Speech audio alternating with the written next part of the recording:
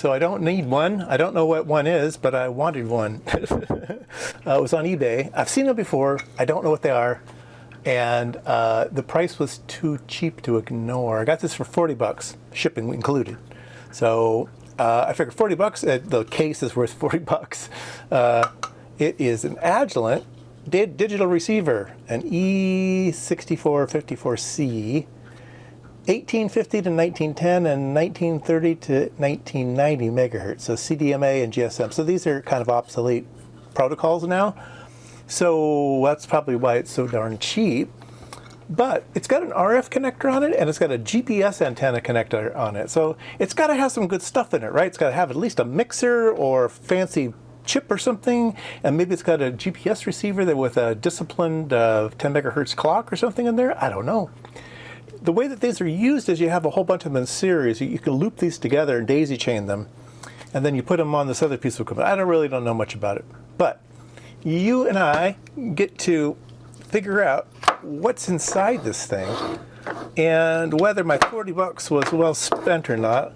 Lots of screws on that side and lots of screws on this side. So they are Torx. So let me get the right bits out. All right, the back comes off. There's a connector that hooks boards together. Looks like just power supply stuff over here, but I don't see a connector to actually connect the power up. So that's cool. We'll look closer at everything, but let's look inside this thing. Oh, yes, all kinds of cool stuff. I see a GPS receiver and some other things. Yeah. Let's see if we can't. Yep. I can push it out the other side. Nice. Look at that. Oh, beauty. Yeah, there'll be lots of stuff in here.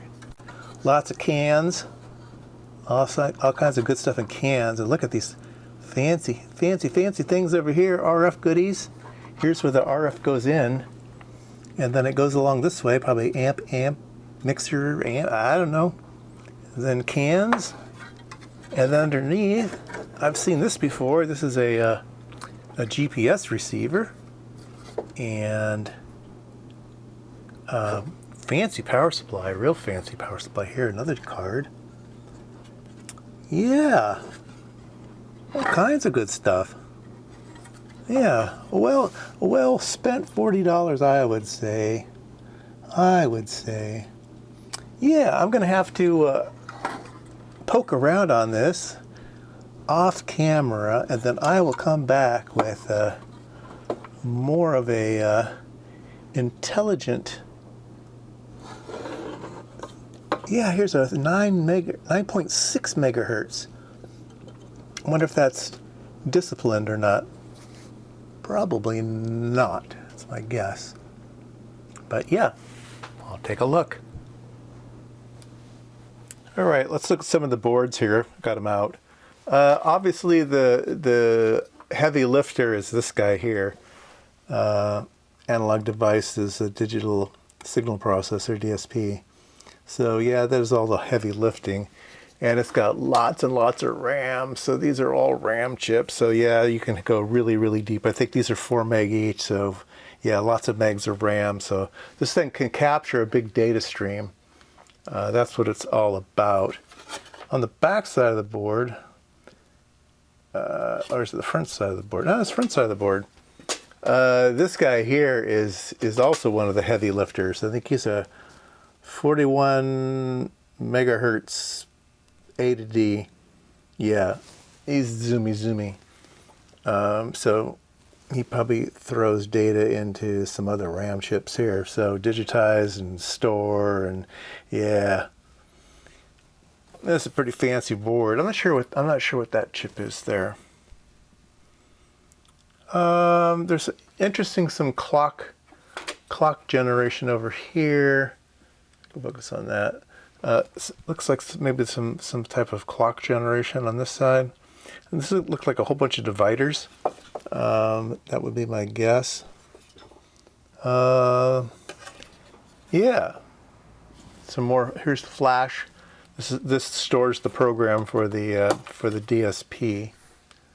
And then there's some serial drivers and stuff for the serial ports. Is it this board or was it the other board? No, it's the other board. We'll go look at the other board. It has some interesting things in it too. So this board here had all of the cans on it. So I've removed all the cans. Yeah. Look at this sucker here. Let's see. We've got. Let's go from the input here. All right. So we've got input, and it goes into a separate branches. Remember, this thing is, let me read it off here, 1850 to 1910 and 1930 to 1990. So it's kind of like a diplexer type of thing, right? And so you've got those two frequencies, and they take different paths. So comes in, gets amplified here and here, separate paths, and then it goes through a filter, probably a SAW filter, gets amplified some more, and then another SAW filter. So that's the way that works. And then there's a little thing in a can over here. That looks probably like a MC, I don't know, maybe a mixer or something like that. It has its own little can, so that's pretty cool. Probably does the down conversion, right? All right, now we got some other cans. These are all isolated here. We got this section here. Sorry, I've got to manually focus on this stuff. Yeah, a lot of work went into this board. A lot of work. Another little area here with a can. A Modco. Don't know what that is. Yeah, lots of nice things to steal out of here. This one, like over here, it's got a whole bunch of microcircuit things. All of these guys.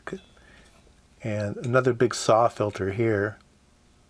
That might be interesting to look at. That's like, what is that? Is it EPCOS? Yeah. Anyway, you get the idea. It's a whole bunch of stuff. Nice little oven over here. A VCO, VTXO, voltage temperature control. Yeah, this might be tunable. This might be a VCO as well. Right around 9.6 megahertz. So you just kind of fine tune into the channels you're listening to. Some other things in the back. Got some leftover HP stuff from the Agilent days. It's funny, when I opened it up, these had pieces of tape over them so you couldn't read the HP logo. I peeled the tape off. This part number leads back to just the shield, just this PC board shield. I'm not sure what's underneath, but just the shield was an HP part. That's pretty cool. All right, so those two boards go together with this board. All right, no, with this board. All right, so this board takes these two boards and connects them. Okay, and we have, looks like a voltage regulator here, some filtering maybe. It is interesting. All right, so I wanted to show you a couple times here. On this board, you can just see it. There's a dragonfly there, okay? And on this board, there's a little dragonfly there. And there's another one on the board here somewhere. Is it on this side? I saw another one. Anyway, it was popular at Hewlett-Packard to have code names for all your projects, so you didn't go to the burger joint and talk about your new blah blah blah. You'd talk about the Dragonfly project, and so there are people listening out there. Trust me, There are people listening, so be careful what you say. Silicon Valley is a very, very small place, so you had to be very careful when you spoke in public. Anyway, yeah, this is. Raise your hand if you know about this project as the Dragonfly project, or maybe the guy just liked dragonflies, right? The guy who laid out the PC board. Maybe that was just his thing. That was his logo. I'm going to change lenses. This lens is a bit too close up. All right, now we can kind of see the whole card. Yeah, this one sticks it together, and this one is a piggyback card, and it has some writing on it, didn't it? Yeah, it says power daughter card, Agilent power daughter card. And this one is ugly. Oh my God. The soldering, it didn't go through the flux remover. So it's really, really ugly. I'm kind of surprised. This one is quite ugly. And under here, I took it off once, didn't I? I thought I took this one off. Maybe put it back on. Yeah, so if you have a switching power, this is obviously a switching power supply, right? If you have a switching power supply, you got these transistors and diodes that are going wacka and really causing interference. So they put some of those in a can over here because I guess it was making a lot of noise, a lot of racket. So they put it under a can here to separate the EMI and stuff. Because it is a receiver, right? You're talking about a receiver. We'll go back to the other boards, give you a bigger view of them. Yep. Hammerhead IF. Well, there's another code name, Hammerhead. Interesting. Does this one have any butterfly? Yeah, this one had a dragonfly on it, but Hammerhead, I don't know. Now I'm thinking maybe it was just the guy's trademark. I've seen gazelles and stuff on artwork on boards that I've done. And then this board is the amazing one. So much stuff on here. And then there's cans inside of cans. It's got one, look like a preamp and an amplifier separated from this stuff over here. There's two over there, and then a bunch of obviously mixing and filtering all going on over here. So it would take a lifetime to reverse engineer this, as it probably took a lifetime to build it. Yeah, bet you this is a long project. Might be fun to take some of these filters out and try to sweep them, or maybe open them up, look inside. These might just all be transformers. A lot of times that's what they are.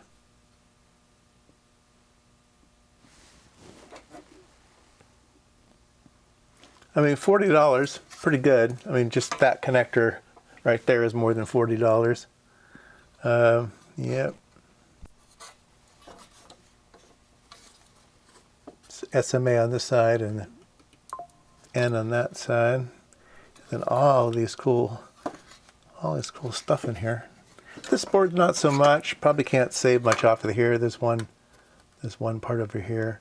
If I was a clever person, I might remove this super high-speed A to D here, or maybe try to use it in situ. Yeah, that's a lost cause. You can't get schematics for these things, I don't think. But one of the most amazing parts of this whole thing. Oh yeah, this is kind of interesting too. The end cap here. See this box is this giant extrusion. This thing is super heavy. It's just solid aluminum. So one board goes in here and one board goes in there. So really, really amazing. But then they decided that this aluminum on aluminum wasn't good enough. So they put in this.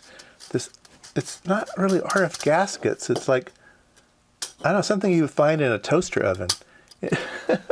It's this real thin, dimpled stuff just for more shielding. Maybe it's mu metal or something. I don't know. I don't know. Raise your hand if you know what that stuff is. But yeah, interesting. Might just be just aluminum shielding. It doesn't feel like aluminum. I don't know. It's got a. It's a little bit tougher. Interesting. Anyway, there you go. My $40 find on eBay.